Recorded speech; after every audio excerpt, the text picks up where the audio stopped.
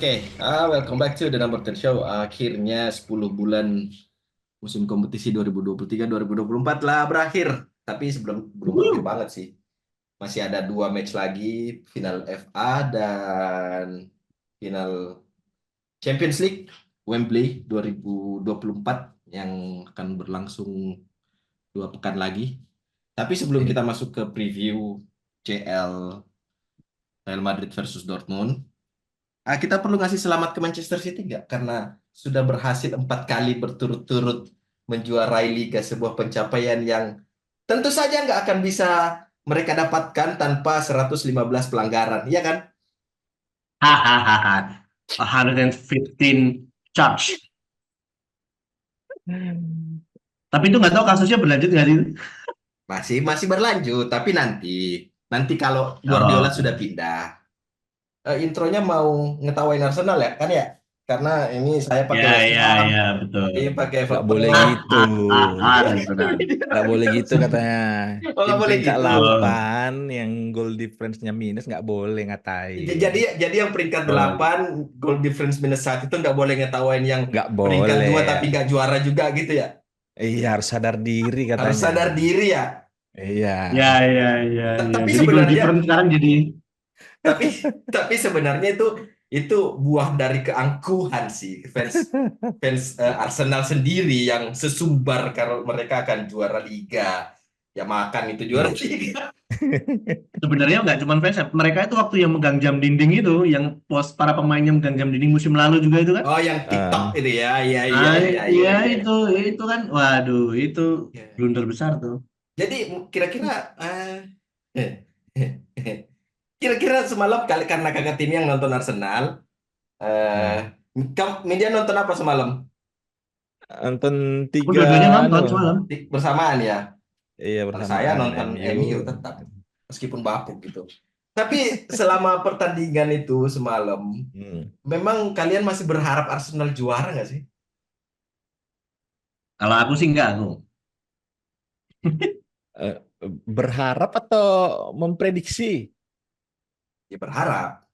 Berharap. Wah, Memprediksi, salah. memprediksi salah. Karena kalau berharap Arsenal juara nggak mungkin kayaknya. Memprediksi Arsenal juara. Sebenarnya bukan hanya dari bukan hanya dari last match tadi malam ya. Hmm. Dari mungkin 1 bulan terakhir itu, kalau dari sisi fansnya Arsenal, tingkat keyakinannya justru makin tinggi yang lihat, entah mereka melihat celah kalau City bakalan ada kepleset, apalagi Hmm. melihat sisa laganya itu di 3 laga terakhir kan, eh, 2 kali tandang ke London ya, kemudian Iya. pertandingan terakhir itu melawan West Ham di Etihad. Hanya saja memang kalau misalnya dilihat secara peluang, eh, dari historical City itu kayaknya nggak ada celah untuk terpleset ya selama Hmm. dipegang oleh Pep ini. Memang sama seperti yang dibilang Rodri di wawancaranya pas tadi malam habis juara kan, bisa aja hanya dapat imbang 1 poin, kemudian 7 laga sisanya itu mereka pasti akan memenangkan sesulit apapun pertandingannya begitu. Makanya Arsenal mungkin ini musim keduanya bisa dibilang, eh apa ya, meramaikan meramaikan bursa juara itu. Kalau misalnya nanti tahun ketiga performanya masih konsisten, masih bisa, poin berapapun itu, selama masih ada opsi 3 poin, jangan ada opsi 1 poin untuk draw dengan lawan siapapun begitu. Entah lawan City ataupun lawan Burnley atau lawan apapun, nilai itu akan selalu sama gitu. Jadi kalau misalnya memang ada kesempatan untuk menang lawan City, ya ngapain memilih untuk draw dan menganggap itu sebuah pencapaian begitu kan? Jadi ya sama dengan dibilang Rodri sih, mentalitinya. Kalau misalnya memang siap juara ya harus siap memenangkan semua laga, nggak ada tawar-menawar. Tapi memang kelihatan sekali sih. Jujur secara personal sih aku sangat mengagumi pola pola bagaimana Pep Guardiola memimpin tim ya. Dan dia kan memang sangat sangat ambisius terhadap gaya permainannya. Maksudnya ambisius adalah dalam dia menerapkan strategi dan juga meminta untuk pemainnya memainkan strateginya. Ada satu footage video yang saya lihat di Instagram itu bahwa saat ditanya tentang filosofi kepemimpinannya dan filosofi dia dalam memimpin sebuah tim saat dulu di Barcelona, kemudian Bayern Munchen dan sekarang sukses di Manchester City, di situ memang dia mengatakan bahwa menunjukkan bahwa memang dia pingin saat pemainnya kehilangan bola, pemainnya harus mengejar lagi untuk mendapatkan bola itu lagi gitu. Sehingga dia bisa dalam kondisi timnya menjadi dominan lagi untuk menguasai permainan gitu. Sehingga memang mental, kalau bicara mental, memang Pep Guardiola untuk di ya sudah terbukti di 4 musim terakhir mereka juara. Yang membedakan, memang aku setuju dengan kata-katanya Rodri itu, bahwa memang mental adalah pembeda dari Manchester City dibandingkan dengan yang lain. Di sisi lain ya faktor Pep Guardiola yang memang terus menekan, bukan menekan ya, lebih ke dalam tanda kutip memaksa pemainnya untuk bisa bermain all out dan lapar, dalam tanda kutip lapar akan possession ball, itu yang menjadi kunci juga di mana tidak setiap klub meskipun dia pengen bermain dominan, tapi para pemainnya itu terasa dalam tanda kutip lapar itu tadi terhadap penguasaan bola. Kayak misalkan kita bicara MU sedikit ya, bahwa Erik ten Hag itu kan juga sebenarnya salah satu strateginya adalah bagaimana dia build up dari belakang. Tapi kalau build up dari belakang kemudian lawan klub sekaliber City yang memang sangat dominan, itu kewalahan juga, dan dia tidak bisa menjalankan dominasi bola dari kaki-kaki dari aliran belakang sampai depan dengan baik gitu, sehingga paling sampai tengah udah hilang tuh bola. Nah, kan mentalitas itu yang tidak banyak dimiliki oleh, ya bahkan mungkin hanya dimiliki oleh Manchester City di Premier League untuk selama Pep Guardiola memimpin klub tersebut. Jadi memang ya memang itulah yang membedakan Manchester City dengan yang lain, sehingga mereka layak mendapatkan juara lagi gitu. Manchester City 4 kali, 5 kali tuh masih Manchester City, klub kecil sih. Jadi ya masih belum dianggap. Jadi Lagian kalau bisa bicara eh, gimana, kalau bicara klub tersukses di Inggris juga mereka masih jauh sih ya, masih di bawah Liverpool, MU, Arsenal sekalipun. jadi secara pencapaian yang lagi rame nih, kira-kira Pep nih pantas disetarakan dengan Sir Alex atau gimana nih? Tidaklah, Tidak ya? sembarangan saja, nggak Kenapa mungkin. bisa? Loh, Tidak. Pep Kalau Guardiola dilihat ya, kalau bisa dilihat. melampaui pencapaiannya Sir Alex loh, 4 kali Iya, juara 4, beruntun. enggak apa-apa. 4 kali, Ya, 5 kali juga enggak apa-apa. Tapi cuman kalau menurutku Pep Guardiola itu layak disetarakan dengan Sir Alex sih. POV ku sih begini ya. Aku nggak bisa menjamin Sir Alex itu bisa survive di Oh sepak bola iya, yang sekarang gitu. iya betul, Sedangkan betul. Pep Guardiola itu sudah menjalani setidaknya beberapa tahun di masa sepak bola yang ada Sir Alex, ada Wenger-nya, ada Mourinho-nya, bahkan itu di masa-masa prime-nya 3 pelatih top itu gitu. Jadi kalau dari segi masalah ukuran finansial, misalnya sokongan yang didapat oleh Pep itu tidak setara dengan pelatih yang lain, ya masalahnya nggak semua pelatih juga pada saat dihadapkan di kondisi itu bisa mencapai prestasi apa yang di ini Pep gitu kan. Jadi irisannya adalah kayaknya Mourinho aja sekarang udah struggle gitu untuk menyelamatkan karirnya gitu kan. Jadi kalau tolak ukurnya misalnya kita ngelihat dari raihan gelar dari Barcelona gitu kan, dia sudah berhasil membuktikan bahkan ada satu musim 6 gelar diraihnya gitu kan. Oke lah kalau misalnya dibilang Pep Guardiola itu cuma bisa bisa juara di tim yang Mendapat bantuan. Barcelona, Bayern Munchen, Man Iya, City iya, gitu iya, kan. iya. Iya. Masalahnya nggak semua pelatih juga sukses di tim itu yang pernah dilatih oleh Pep gitu kan. Jadi eh, kreditnya mungkin kalau misalnya supaya nggak terlalu bias juga kan karena misalnya dengan gaya permainannya eh, konsistensi sih aku ngelihatnya gitu. Kalau misalnya Jurgen Klopp misalnya kan ada perdebatan juga masuk dari jajaran pelatih top di Inggris gitu kan. Kemudian ada yang mendebatkan cuma 1 gelar doang gitu kan. Ya.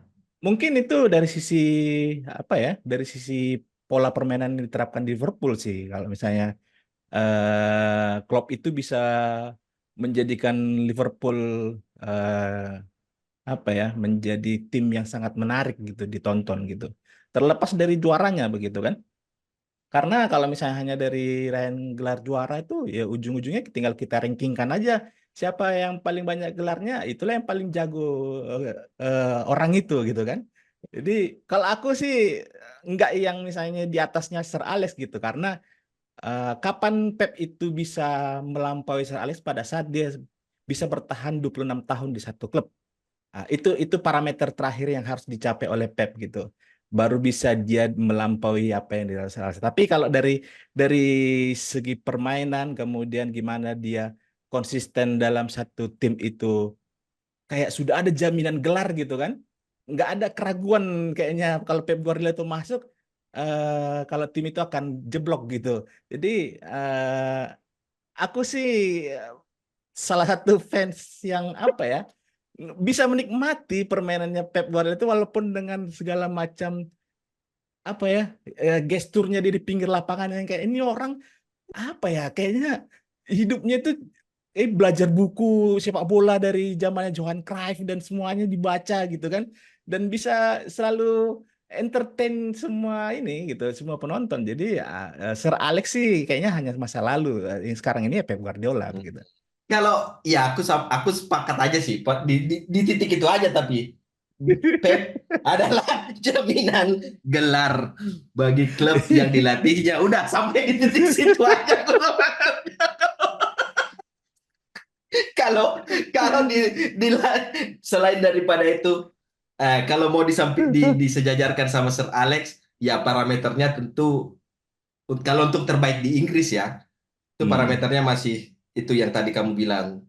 Tapi kalau untuk disejajarkan, ya dalam konteks yang tadi kamu bilang, ya bisa. Tapi untuk melampaui Sir Alex masih belum. Saya masih Karena aku tetap.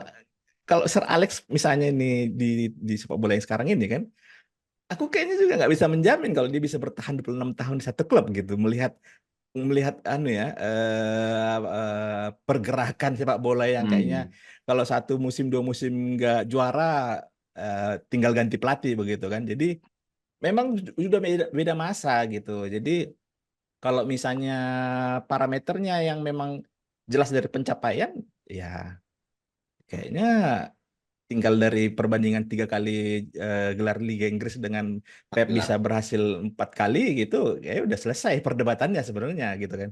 Saya no debat karena tadi Anda menyebut nama Mourinho, jadi saya akan bicara tentang Mourinho lagi pada saat Mourinho menangani Bayern Munchen. Ya, sepertinya sedang rame nih ya Mourinho kemungkinan ke Bayern Munchen ya. Eh, kita nggak usah bicara soal Pep. Nah, kita Hmm. masih mau bicara, kita bicara yang ini juga kemarin karena Liga sudah selesai. Jurgen Klopp tadi Median sudah ngomong soal apakah Jurgen Klopp salah satu yang terbaik dengan pencapaian satu gelar Liga, satu gelar Super Cup, satu gelar Hmm. Champions League, 4 Community Shield kalau nggak salah ya, kalau nggak salah Iya. berapa, dan selama 9 tahun di Liverpool. Tapi sebenarnya Jurgen Klopp ini eh, impact yang diberikan ke Premier League itu sama masifnya nggak dengan apa yang diberikan Pep Guardiola di Premier League. Karena Pep Guardiola kan merasa Jurgen Klopp adalah rival, orang yang bisa membuatnya tetap eh, merasa lapar, merasa haus untuk tetap menjadi yang terbaik di Inggris gitu. Tapi kalau melihat apa yang perjalanan karir Jurgen Klopp, dan bahkan orang banyak ngomong kalau Jurgen Klopp adalah salah satu yang terbaik di Premier League, kayaknya masih terlalu jauh sih dari kata itu. Tapi kalau untuk konteks membuat Guardiola menjadi salah satu yang terbaik di Inggris, mungkin itu bisa jadi benar juga gitu. Em, aku justru juga salah satu, ya ini pelatih di era sekarang yang salah satu juga yang kukagumi justru malah di Jurgen Klopp ini ya. Terlepas dia adalah memegang Liverpool. Eh, itu masalah lain. Cuman masalah yang aku soroti dan aku cukup kagum dengan Klopp ini adalah bagaimana dia membentuk Liverpool. Sebenarnya kalau dipikir-pikir dia kan tidak berbedanya dia dengan Pep adalah kalau Pep dengan sokongan dana yang cukup fantastis dia bisa membentuk tim dalam waktu yang singkat gitu. Dia bisa memilih pemain-pemain yang sekiranya cocok dengan pola permainan dia, kemudian dia rekrut, kemudian eh, apa dia manage gitu. Nah, tetapi kalau klub dengan dana yang tidak sefantastis yang dimiliki, yang didapatkan oleh Pep Guardiola, tapi dia bisa meramu satu buah tim yang memiliki permainan yang sangat atraktif di Liga Inggris dan apa ya permainan Liverpool itu sebenarnya enak sekali dilihat loh, terlepas memang dari rivalitas yang ada dengan baju yang saya pakai atau mungkin dengan klub yang saya dukung gitu ya. Tapi terlepas dari itu semua, bahwa kita memang pasti sepakat juga bahwa permainan Liverpool di tangan Jurgen Klopp itu memunculkan permainan yang atraktif dan enak dilihat dan juga sangat produktif dalam dalam mencetak gol gitu. Terlebih kalau lawannya lengah dikit aja udah, apalagi kalau kayak macam pertandingan lawan MU aja kita bisa kebobolan, ada pertandingan yang kita kebobolan 7-0, kebobolan 0-5 gitu. Itu kan justru itu menunjukkan bahwa memang secara kualitas Klopp bisa meramu dan bahkan pemain-pemain yang direkrut dan akhirnya diramu oleh Klopp itu juga akhirnya dari yang awalnya kita tidak tahu siapa itu Virgil van Dijk dan Sadio Mane di Southampton yang gitu-gitu aja di Southampton, tapi itu ternyata bisa menjadi sangat superior dan luar biasa sekali dan bahkan dimasukkan kandidat sebagai salah satu back terbaik di dunia saat itu Virgil van Dijk sampai dianugerahi gelar itu oleh para fans fans sepak bola gitu dan memang sangat terasa sekali apa ya perbedaan sentuhan dari pelatih lain dan dibandingkan dengan Jurgen Klopp dan bahkan mungkin kalau saya coba bandingkan antara Pep Guardiola menyentuh pemainnya atau meramu pemainnya dengan bagaimana Jurgen Klopp itu meramu pemain itu juga sangat berbeda. Terlihat sekali dia juga apa ya pintar juga dalam dalam menangani konflik di timnya gitu. Padahal kalau dipikir-pikir dari sekian tahun dia melatih Liverpool pun jarang sekali kan muncul-muncul kayak konflik di internal timnya seperti yang mungkin dihadapi oleh MU sekarang lah. Carut marut karena tidak bisa handle mungkin adalah para pemain-pemain yang mungkin toksik di balik layar gitu. Hal kayak gitu tuh kayak tidak pernah muncul di permukaan dan sepertinya juga Liverpool tetap baik-baik saja dan terus bisa mencapai performa yang terbaik dari tim yang ada gitu. Bahkan capaian yang dia dapatkan meskipun mungkin tidak sementereng yang didapatkan oleh Guardiola kalau kita bandingkan secara raihan trofi, tapi menurutku kalau kita lihat dari progres bagaimana saat dia masuk pertama kali, kemudian dia bisa membentuk satu buah tim menjadi tim juara, menjadi tim yang solid dan menjadi tim yang bisa bersaing secara konsisten di papan atas gitu ya. Itu menurutku Jurgen Klopp memang masuk bisa dinominasikan atau aku menominasikannya sebagai salah satu pelatih Premier League terbaik yang ada di era 2010 ke atas lah, 2010 hingga sekarang lah.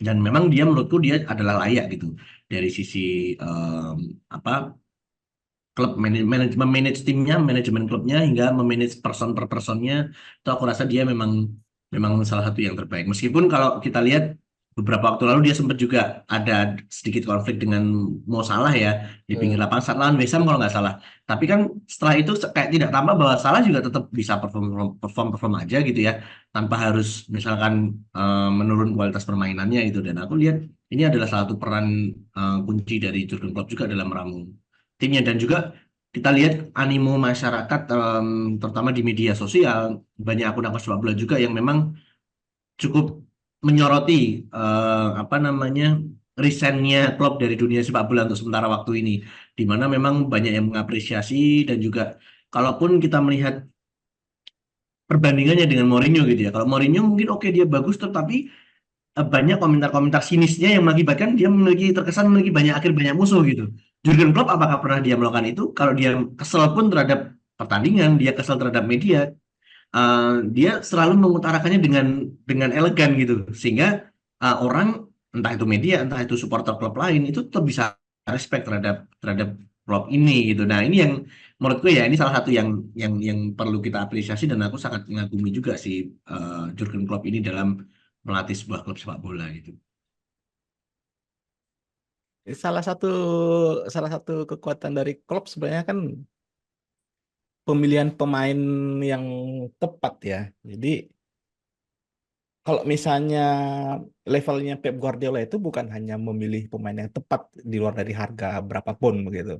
Tapi ada satu mungkin yang melakukan revolusi sepak bola begitu kan. Kalau Klopp kan secara taktikal nggak ada tuh misalnya Liverpoolnya Klopp itu menjadi topik pembicaraan pada saat Robertson masuk ke tengah gitu kan, Trent Alexander Ah masuk ke iya iya. tengah.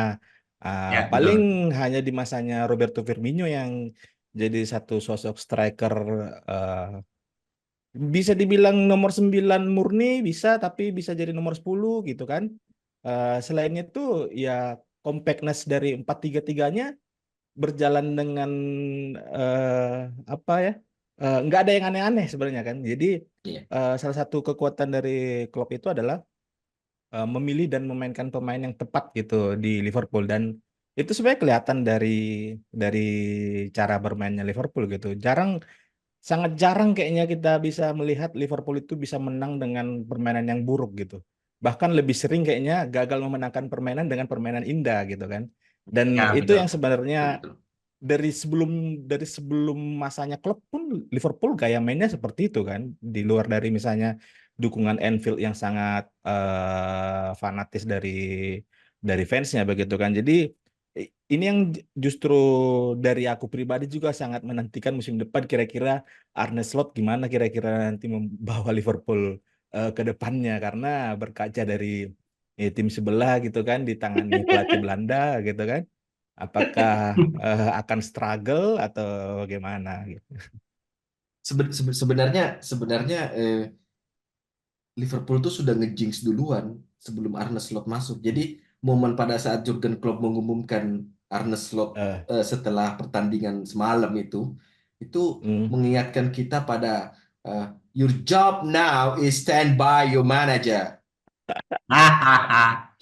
Jadi akan ada korelasi sebenarnya antara meningkatnya performa Liverpool di liga dengan menurunnya Hmm. prestasi Man United.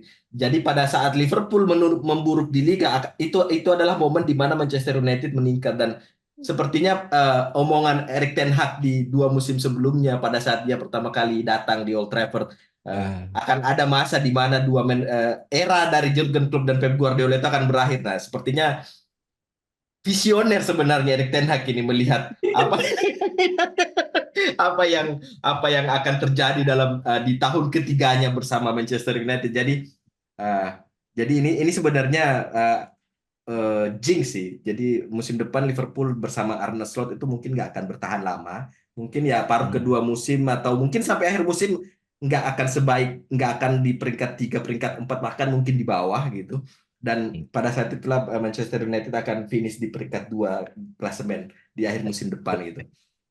Bersama Peringkat Erik ten satunya, Hag tentunya. peringkat satunya masih masih Pep Guardiola ya, Arsenal. sama City. Arsenal, baik, baik.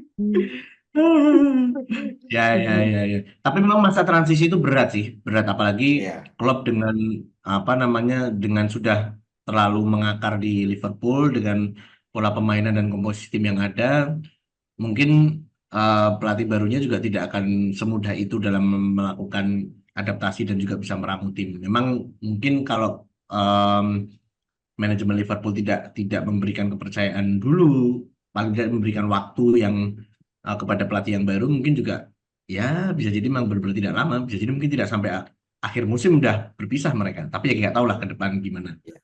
Itu akan Tapi menjadi mungkin itu juga salah satu ininya, salah satu yang dibaca oleh manajemen Liverpool. Makanya Arne Slot itu di, dijadikan sebagai head coach saja kan, bukan jadi head coach manajer bukan gitu. manajer, Jadi iya.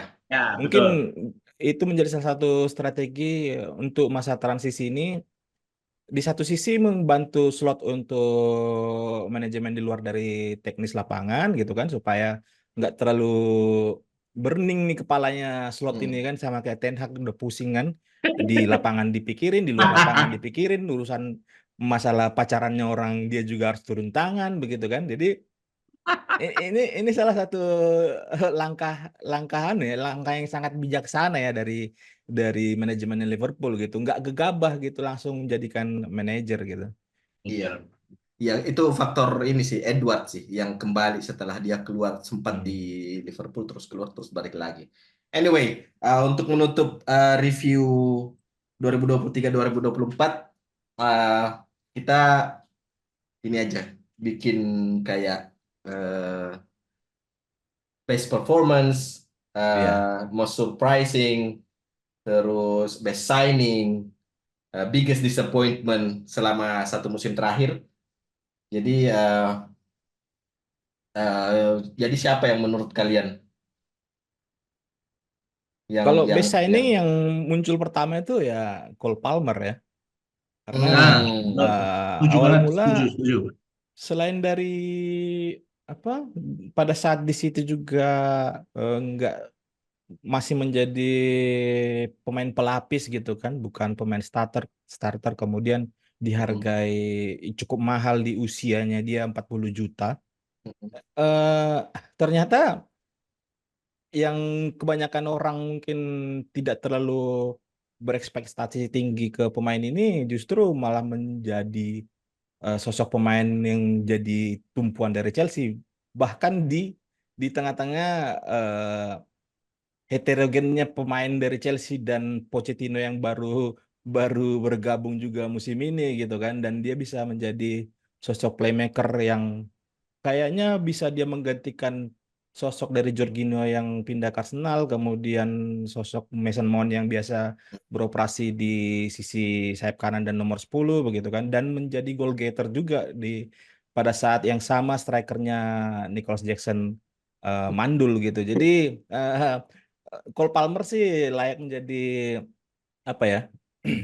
best signing. Biggest signing, best signing, mungkin pemain yang terlepas dari dia menjadi pemain muda terbaik ya di musim ini gitu. Jadi Hmm, Cole Palmer nomor satu sih kalau bagiku. hmm, Aku setuju kalau best signing Cole Palmer karena aku cukup terkejut saat dia bisa mencapai di 20 gol dalam bahkan mungkin kayak lebih ya. Atau sekarang gimana raihannya 20 gol apa ya dalam satu musim ini, musim pertamanya dengan Chelsea dan masuk ke jajaran top scorer juga kemarin itu Iya, cukup 22 mengejutkan gol. di tengah 22 jadinya ya. Iya, 22. Di tengah permainan Chelsea yang benar-benar turun ya, meskipun akhirnya mereka bisa bounce back di beberapa pertandingan terakhir ini dan memang Cole Palmer bisa dikatakan memang the best signingnya di musim ini gitu. hmm. Tidak ada lain kalau menurutku kalau dibandingkan dengan Cole Palmer ini. Tapi kalau kemudian kita bicara best performer, aku justru tetap setuju dengan apa namanya dipilihnya Phil Foden sebagai the player of the season of the Hmm, Premier League 23-24 ya. hmm, Dimana memang aku sangat berharap saat itu sebenarnya Phil Foden ini bisa punya pesaing yang bernama Mason Greenwood ya. Ya meskipun akhirnya Greenwood harus turun tenggelam dengan kondisi personal yang ada, tapi akhirnya toh Phil Foden bisa benar-benar apa menunjukkan konsistensi permainan yang luar biasa dan menurutku ini juga baik lagi tidak lepas dari peran Pep Guardiola yang dalam memerankannya dengan baik di posisi yang oke dan peran role yang pas juga bagi karena kelihatan sekali Phil Foden ini dalam bermain dengan City ini cukup enjoy menikmati peran di posisinya gitu. Termasuk gol yang dilesakan dia semalam itu kan beberapa gol yang Phil Foden banget gitu yang kita sering lihat uh, beberapa kali dia cetak termasuk saat lawan MU di Emirates kemarin kan mirip-mirip tuh uh, gol yang terjadi. Tekniknya udah oke, positioningnya juga udah oke, ditambah lagi dia sepertinya diberi peran yang pas dengan gaya permainannya, sehingga memang ya kalau kita bicara di balik suksesnya Manchester City di musim ini, selain Pep Guardiola, kalau dari sisi pemain justru aku di Phil Foden ini dibandingkan mungkin Erling Haaland yang justru malah naik turun performanya malahan gitu ya di menjelang akhir musim ini malah justru naik turun performanya, tapi Phil Foden justru malah bisa selalu menjadi pembeda bagi performa Manchester City. Itu kalau bicara the best performer, aku lebih memilih Phil Foden di sini. hmm. Iya kalau best signing kayaknya memang Cole Palmer sudah ya itu memang memang still of the season sih kalau menurutku ya karena nggak kepake di Betul. Chelsea. Tapi kalau misalnya ada satu pemain yang layak jadi pertimbangan itu bisa dipertimbangkan sebagai komparasi antara siapa Cole Palmer itu adalah Muhammad Kudus sih kalau aku. Hmm. Muhammad Kudus West Ham, ya siapa yang sangka Kudus yang nggak dilirik sama sekali sama pemain lain, bahkan Erik ten Hag pun kok bisa-bisanya nggak pernah kepikiran mau ambil ini pemain, tapi di West Ham justru Kudus malah jadi salah satu yang sering jadi pembeda di tiap di week in week outnya West Ham. Kalau untuk best performers kayaknya gimana ya? Ya mungkin Phil Foden sudah cukup layak sih untuk selain karena award man apa player of the season-nya ya tuh nggak ada lagi sih kayaknya yang layak untuk dibandingkan dengan Phil Foden selama satu musim ini. Atau Median punya opsi lain, best Best performers. performer. Sebenarnya best performer, eh, i- aku melihatnya yang underrated ya. Jadi Siapa? walaupun sebenarnya eh untuk gaya mainnya aku secara preferensi pribadi nggak suka gitu. Siapa? Kayak Havertz itu Oke, Havertz. apa ya? Oh, Apa ya? eh Memang kalau dilihat dari harga belinya dari Chelsea yang seharga 75 juta euro gitu kan. Mm-mm. Kemudian dari kontribusinya secara based on statistik begitu kan. Seorang striker kan nilai ukurnya cuman gol gitu kan. Hmm. Kalau misalnya hanya sekedar terlibat gitu, ya semua pemain punya kesempatan yang sama. Tapi justru kayaknya aku ngelihat di sini satu titik yang apa ya, poin plusnya Kai Havertz itu dia mungkin nggak bisa memberikan jumlah gol seperti layaknya Erling Haaland begitu di Manchester City, tapi bagaimana dia menjadi sosok striker, jadi pemantul yang penghubung dari Odegaard di tengah kan, di kanan biasanya ada Xhaka gitu kan. Kemudian di kiri ada Gabjes atau Martinelli, tapi dia menjadi eh, titik yang menyambungkan di lini serangnya Arsenal. Jadi namanya memang enggak yang selalu muncul di headline statistik di setiap pertandingannya Arsenal gitu kan, tapi nggak bisa dipungkiri memang aku nggak tahu apa karena memang nggak ada pilihan lain untuk sosok nomor 9 di depan sehingga Arteta selalu menurunkan kayak Havertz, tapi nggak bisa dipungkiri perannya Havertz itu menjadi mungkin bisa jadi missing link kalau misalnya nggak ada Havertz di depan di Arsenal, sekalipun misalnya para fansnya Arsenal kan banyak yang berharap musim depan itu salah satu pos yang harus di Diisi diisi oleh top striker itu ya di nomor 9. posisinya nomor 9 Hmm. ya Havertz itu gitu kan. Karena musim ini sebenarnya Havertz nggak hanya memerankan sebagai nomor 9 tapi dia bisa jadi LM gitu kan, left midfielder, kemudian kadang bergantian dengan Gabjes gitu. Jadi aku ngelihat di sisi underratednya sih Havertz kontribusinya musim ini. Padahal sebenarnya Havertz itu butuh waktu lama bagi Arteta untuk mengintegrasikan di mana sebenarnya perannya Havertz yang masuk sama sistemnya Arteta. Bahkan sampai paruh kedua musim kompetisi pun masih masih sempat diutak-atik itu formasinya Arsenal ini ya. Havertz cocoknya di Hmm, mana? Tapi Arteta akhirnya berhasil menemukan perannya Havertz sebagai bisa dibilang false nine sih ya, kayak posisinya iya. Firmino sih di Hmm. eranya Liverpool. Ah, best newcomer dan biggest disappointment sama ya itu sama biggest surprise. kalau biggest disappointment Anthony sih aku sih ya. Aku tidak Oh, menduga nih. Anthony bisa benar-benar Anthony kan udah musim seburuk kedua ya. ini gitu. Anthony musim kedua. Kenapa? Anthony musim Oh ini kedua musim ya. kedua. Oh ini Iya. berarti yang Nggak apa-apa musim sih, berarti pertama nggak ya? apa-apa. Terserah. Oh Nggak ya apa-apa. oke.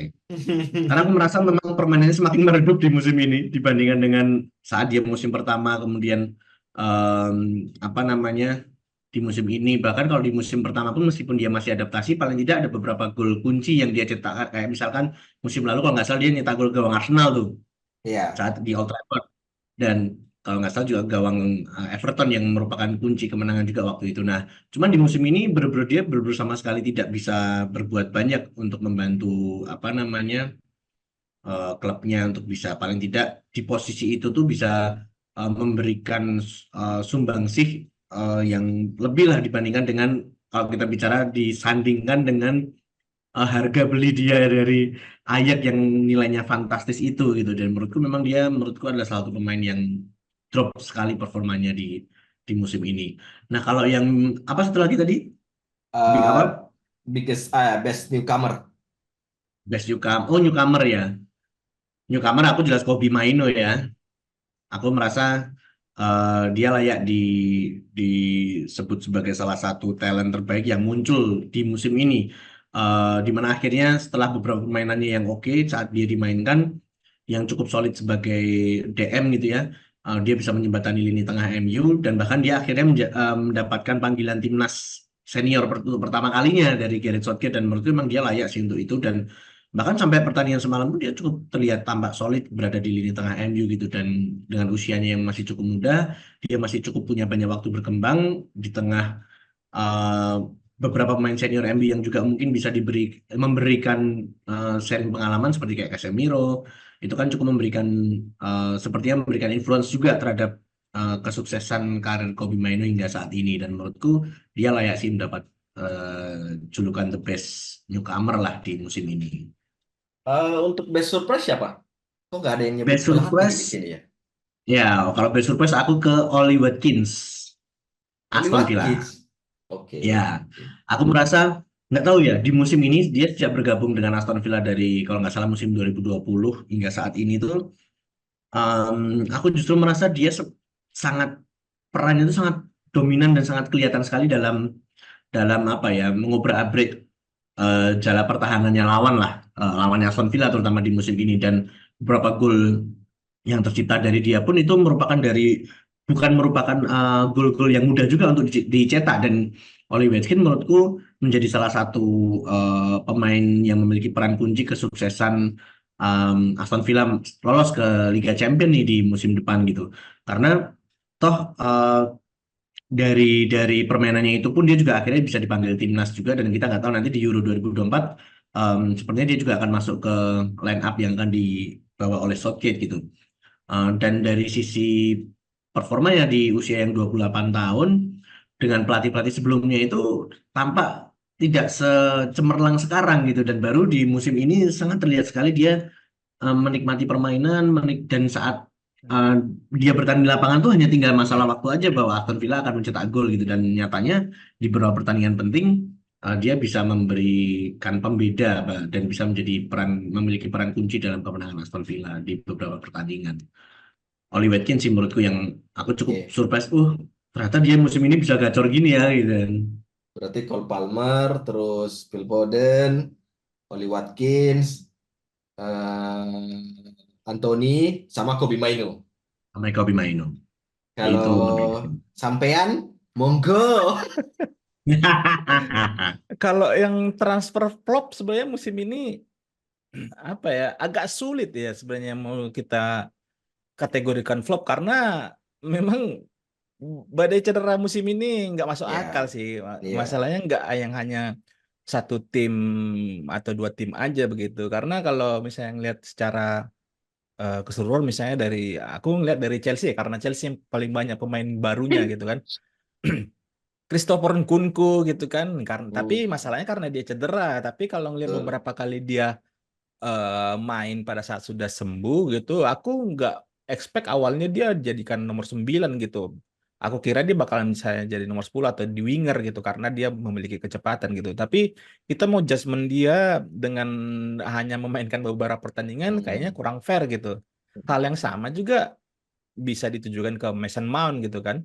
Ya. Mason Mount yang awalnya pada saat awal pembelian banyak yang memprediksi bakalan jadi sosok pembantu Bruno Fernandes pada saat melakukan counter press gitu kan ataupun untuk distribusi bola sehingga bisa membuat Bruno Fernandes lebih fokus baik dari sisi nomor 8 atau nomor 6 gitu. Tapi ternyata badai cedera yang dialami Mason Mount bahkan pada saat dia sudah sembuh pun nggak ada dapat kesempatan menit bermain dari Erik ten Hag, sulit juga untuk judgement gitu. Tapi masalahnya adalah di price tag-nya mereka itu yang memang konsekuensi yang harus mereka terima dari cap eh, menjadi salah satu transfer yang gagal gitu kan. Kemudian di tim yang lain sama seperti di Liverpool misalnya, seperti Ryan Gravenberch. Awalnya kan ini pemain salah satu jebolan dari Ajax juga yang diprediksi bakalan menjadi gelandang top di Eropa gitu. Tapi sama juga nasibnya di bawah Klopp juga nggak terlalu bisa dibilang nggak terlalu sukses karena selain dari cedera masih ada pemain-pemain lain yang masih tampil konsisten gitu. Jadi agak sulit sih untuk melihat transfer Klopp musim ini karena kalau gambarannya adalah Anthony memang paling pas di musim lalu gitu karena Hmm. hampir di tiap match dia dimainkan tapi nggak ada kontribusi apa-apa. Makanya pada saat tadi Kakak Timi menyebutkan Anthony, sebenarnya kalau kita ngebahas transfer Klopp-nya Anthony, sekarang itu kita seakan-akan membuat pot untuk masa depan gitu karena musim depan pun kayak Anthony bakalan flop lagi gitu kan karena nggak ada tanda-tanda gitu jadi nggak ada tanda-tanda kalau misalnya kita mau lebih fair misalnya eh, menilai dari sisi kontribusi ya memang harus dilihat dari segi performa kayak misalnya Erling Haaland lah Erling Haaland kan memang musim lalu kayak itu gawang setiap Hmm. kali tendang gol gitu kan. Musim ini walaupun misalnya 27 gol berhasil dicetak, tapi kalau dari kontribusi murni karena memang di orang yang di belakangnya ada KDB, ada Bernardo Silva, ada Phil Foden yang posisi golnya kayaknya memang tap in step in saja kan yang di depan gawang gitu. Berbeda dengan musim yang lalu gitu. Jadi agak sulit kita kalau dari aku pribadi menilai yang transfer flopnya gitu. Kalau dari newcomer, kalau Kakak Timi tadi bilang Kobe Mainu, nggak tahu kenapa kayaknya masih Cole Palmer ya kalau aku yang melihatnya. Karena Cole Palmer itu bukan pemain yang misalnya dibeli dengan harga mahal karena namanya sudah besar gitu. Tapi Hmm. entah ini sebagai transfer transfer kesalahan dari Todd Boehly atau memang dia sudah bisa melihat ini pemain punya punya talenta tinggi gitu kan. Stigma-stigma pemain muda Inggris itu kan memang biasanya di kisaran usia mendekati 20. 20 Iya. itu itu jago-jagonya tuh kan. Tapi lewat itu ya wassalam gitu ya. Nanti musim depan lah kalian dilihat lagi. Cuman kalau misalnya di luar dari Cole Palmer mungkin ya paling ya Kobe Mainu lah ya. Di luar dari namanya memang brand dari Man United-nya sudah sudah ada nilai plusnya sendiri gitu. Selebihnya sih kalau yang apa tadi yang satu Best lagi best surprise. bersurprise sih ada dua kalau aku ya.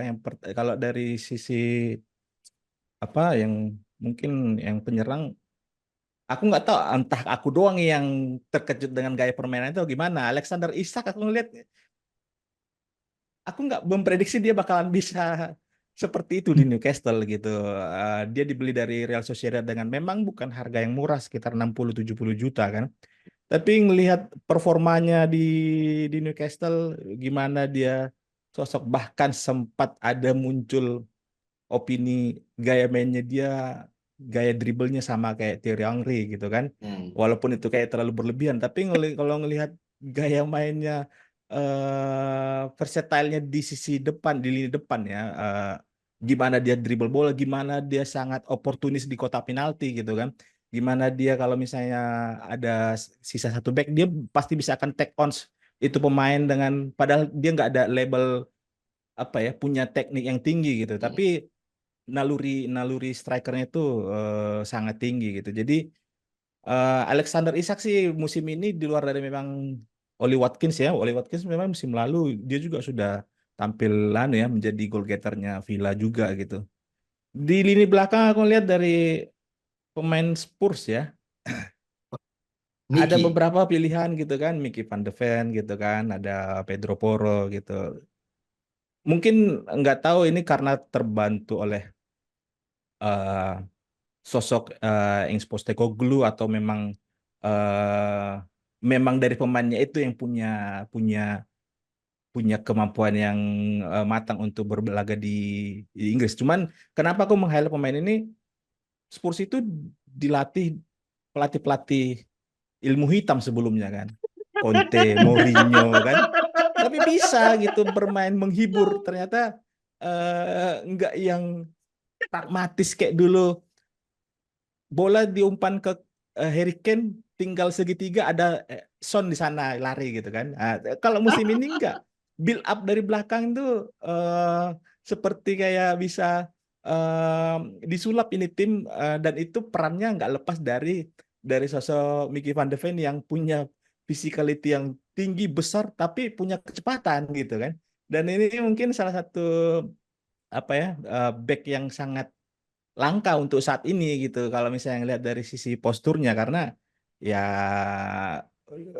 dengan nilai yang tidak menjadi bahan pembicaraan, nilai transfernya Van de Ven ya, kalau misalnya dia masih bertahan di Spurs musim ini dan nggak ada apa ya, misalnya rencana untuk cari klub yang lebih baik gitu ya, nasibnya bakalan sama kayak Jan Vertonghen, kemudian si Toby siapa Alderweireld, duetnya satu lagi, iya. Toby Al Iya, Toby Alderweireld kan gitu kan. Kalau dia harusnya sih ya mau mau ini ya, cari challenging baru, jangan hanya di Spurs saja. Jadi aku ngelihat Alexander Isak dan Van de Ven itu eh, big surprise sih. Hmm. Alexander Isak sebenarnya sudah bukan apa ya, bukan surprise sih kalau menurut, karena sudah pernah kita Hmm. ada di episode berapa, pokoknya ada kok di episode berapa tuh yang kita bahas Alexander Isak gitu. Tapi karena kakak Timi sama media sudah ngasih point of view dari sudut pandang pemain, dari pemain gitu kan.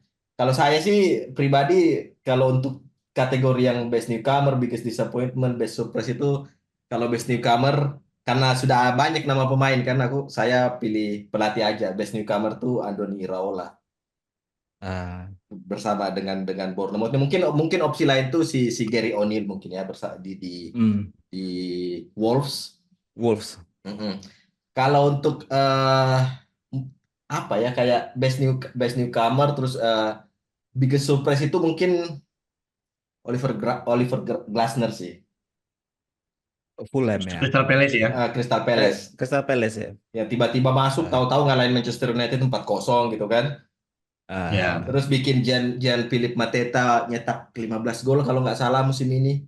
Bahkan iya iya. cuma di musim keduanya aja gitu, di paruh musim kompetisi. Terus kalau yang satu lagi tuh si siapa, biggest disappointment Marcus Rashford MBE sih, kalau Hmm. biggest disappointment banget itu satu pemain tuh, kalau kalau Hmm. misalnya pemainnya itu Marcus Rashford sih. Karena nggak tahu ya, ekspektasi dia bisa nge-carry tim seperti Manchester United tuh kayaknya memuai, hilang begitu saja gitu. Dan entah apa yang, nggak tahu apa yang terjadi di balik layar Manchester United, apakah memang ada sangkut pautnya dengan lingkungannya Rashford atau gimana, tapi biggest disappointment Marcus Rashford. Tapi eh, honorable mention, kalau misalnya satu biggest surprise selain pelatih gitu kan, kalau ada satu pemain aku milih Johnny Evans. Sama Johnny Evans. Johnny Evans. Ini pemain datang Ah, cuma kalau mengutip omongannya Median di beberapa episode sebelumnya kan, ini pemain datang di United cuma lewat orang dalam, cuma buat ngabis ngeluarin keringat, dipaksa main jadi pemain inti Pak. iya iya benar benar benar. Tapi bisa ngasih performa yang 110% gitu. Mungkin bahkan Harry Hmm. Maguire di paruh kedua musim kompetisi juga bisa sedikit layak dianggap sebagai best surprise sih. Karena kalau misalnya kita mengambil biggest flop, itu memang agak susah, termasuk ekspektasi terhadap Sofyan Amrabat pun kayaknya justru malah baru kelihatan di dua pertandingan terakhir United gitu. Jadi untuk biggest flop itu terlalu luas spektrumnya, jadi ya biggest biggest disappointment ya lebih ke Marcus Rashford sih kalau aku. Oke, jadi ini recap season review 2023-2024, dan sekarang kita eh, fokus ke apa yang akan terjadi di dalam 2 minggu ke depan di Wembley National Stadium 2020 tanggal 1 Juni 2024. Dua tim Real Madrid akan menghadapi Borussia Dortmund. Ini adalah kali ke-6 Real Madrid masuk final dalam 11 tahun terakhir kalau nggak salah. Dan peluang mereka untuk meraih gelar ke-15 sangat terbuka lebar mengingat lawannya Borussia Dortmund.